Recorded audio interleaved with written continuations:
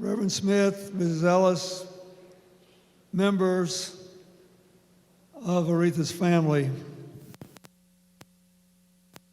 for giving Hillary and me a chance to show up and just say,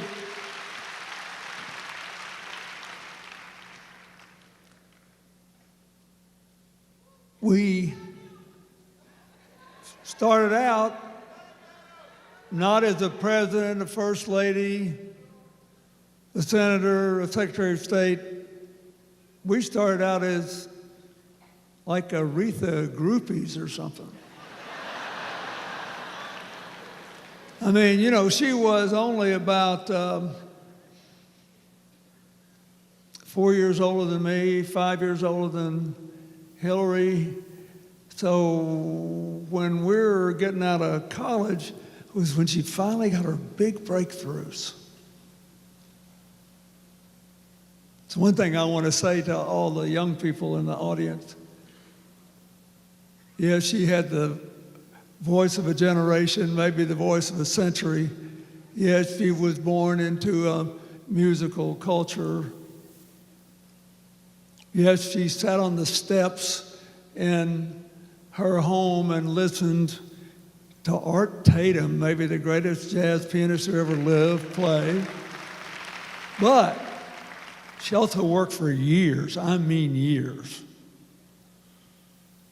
springing out of the church and the gospel music to the R&B clubs, the jazz clubs, the places where soul was being born, the places where rock and roll was being played, when nobody was paying particular attention. I went back and reread her autobiography the other day, and I said, oh my God, when she was making her way, she actually opened a jazz club for John Coltrane, and he did a set after her. Why am I saying this? This woman got us all here in these seats today, right? Not because she had this breathtaking talent, which she did, not because she grew up, as Attorney General Holder said, at least a princess of soul because of her father, her mother, her relatives, but because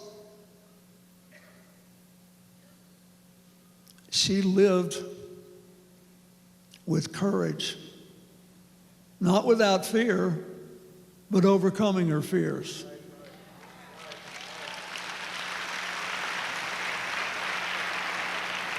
She lived with faith, not without failure, but overcoming her failures. She lived with power, not without weakness, but overcoming her weaknesses. I just loved her.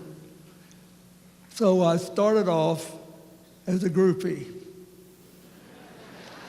And then I said, oh my God, this woman who has sung for America when Dr. King was killed.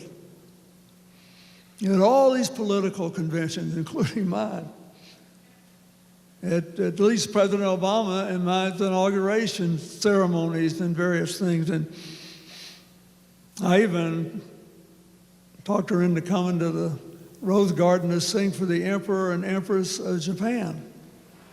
Thought it might loosen them up a little, you know, it'd be good.